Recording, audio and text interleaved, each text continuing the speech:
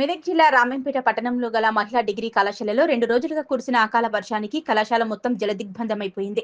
స్థానిక పోలీసులు, యువకుల సహకారంతో విద్యార్థులను ఇతర హాస్టళ్లకు తరలించారు. తరలించిన విద్యార్థులను మెదక్ ఎంపీ రఘునందన్ రావు పరామర్శించి విద్యార్థులతో మాట్లాడి పరిస్థితులు అడిగి తెలుసుకున్నారు. రామంపేట మహిళా డిగ్రీ కళాశాలలో రెసిడెన్షియల్ విద్యార్థులందరికీ కూడా గత 2 రోజులుగా కురుస్తున్న భారీ వర్షాల వల్ల బిల్డింగ్ పూర్తిగా జలమలమై అక్కడే ఉండే పరిస్థితి లేక పోలీసులు, రెవెన్యూ సిబ్బంది, స్థానిక యువకులు అందరూ కలిసి వేరే స్కూల్ కు తరలించారు. ఈ సందర్భంగా ఎంపీ రఘునందన్ రావు మాట్లాడుతూ కళాశాలలో ఎక్కువ శాతం మహిళా విద్యార్థులు, ఉపాధ్యాయులు ఉన్నందున వీరందరికీ అభినందనీయమని ఎంపీ నిధుల నుంచి బోర్ మోటార్ మంజూరు చేస్తానన్నారు. కళాశాలలో విద్యార్థినులు, ఉపాధ్యాయులు ఎక్కువ శాతం మహిళలు ఉన్నందున సెక్యూరిటీ గది నిర్మాణం కోసం నిధులు మంజూరు చేస్తున్నట్లు తెలిపారు. ఈ కార్యక్రమంలో మెదక్ జిల్లా బీజేపీ అధ్యక్షులు మల్లేష్ గౌడ్, బీజేపీ మండల అధ్యక్షులు నవీన్ గౌడ్, రాష్ట్ర కౌన్సిల్ సభ్యులు రాగిరాములు, జిల్లా ప్రధాన కార్యదర్శి శ్రీనివాస్, జిల్లా కౌన్సిల్ సభ్యులు సిద్దిరాములు, మాజీ అధ్యక్షులు గడ్డం శ్రీనివాస్, చిలకమర్రి గోవింద్, శంకర్ గౌడ్, లావణ్య, పట్టణ అధ్యక్షుడు అవినాష్ రెడ్డి, కార్తిక్, జిల్లా ఓబీసీ అధ్యక్షులు గడ్డం కాశీనా తదితరులు పాల్గొన్నారు.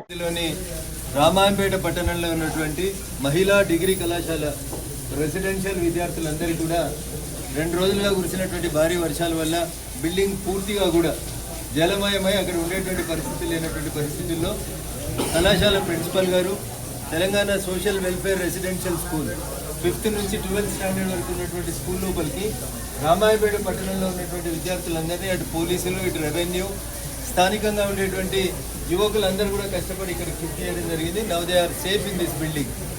ఈ బిల్డింగ్ ఉన్నటువంటి ఇబ్బందులు ఏంటంటే ఒక బోర్వెల్ లేదు, ఉన్న బోర్వెల్ కొద్దిసేపు మాత్రమే పనిచేస్తుంది. కాబట్టి కొత్త బోర్వెల్తో పాటు దానికి కావాల్సినటువంటి మోటార్ ఇవ్వమని చెప్పి ఇప్పుడే ప్రిన్సిపల్ గారు రిక్వెస్ట్ చేశారు. ఆ రెండింటిని కూడా ఎంపీ ల్యాడ్స్ కోట కింద మంజూరు చేస్తున్నట్టు వెంటనే ఈ సందర్భంగా తెలియజేస్తా ఉన్నాం. అంతేకాకుండా ఇక్కడ ఉండేటువంటి చదువుకునేటువంటి విద్యార్థులు, బోధించేటువంటి ఉపాధ్యాయులు కూడా మెజారిటీ 99% మహిళలే ఉన్నారు. కాబట్టి వీళ్ళందరినీ దృష్టిలో ఉంచుకొని కళాశాల మెయిన్ గేట్ వద్ద ఒక సెక్యూరిటీ రూమ్ కోసం, ఎందుకంటే లోపలికి వచ్చేటువంటి పేరెంట్స్ కానీ ఇతర సెక్యూరిటీ సమస్యలు ఉన్నాయి కాబట్టి సెక్యూరిటీని కాపాడుకునేటువంటి రీతి లోపల అక్కడ ఒక సెక్యూరిటీ గదిని కూడా ఈ సందర్భంగా మంజూరు చేస్తా ఉన్నా. విద్యార్థులను కాపాడుతూ నిన్నటి నుంచి వాళ్ళతో పాటు కుటుంబ సభ్యులుగా ఉన్నటువంటి మా ఉపాధ్యాయుని సోదరులందరికీ కూడా ప్రత్యేకంగా ఈ సందర్భంగా అభినందనలు తెలియజేస్తూ, వర్షాలు జరిగి పిల్లలు నార్మల్గా రెస్టోర్ అయ్యేంత దాకా తల్లిదండ్రులాగా మీరే వాళ్ళని కాపాడాలని ఈ సందర్భంగా వారికి సూచిస్తున్నాం.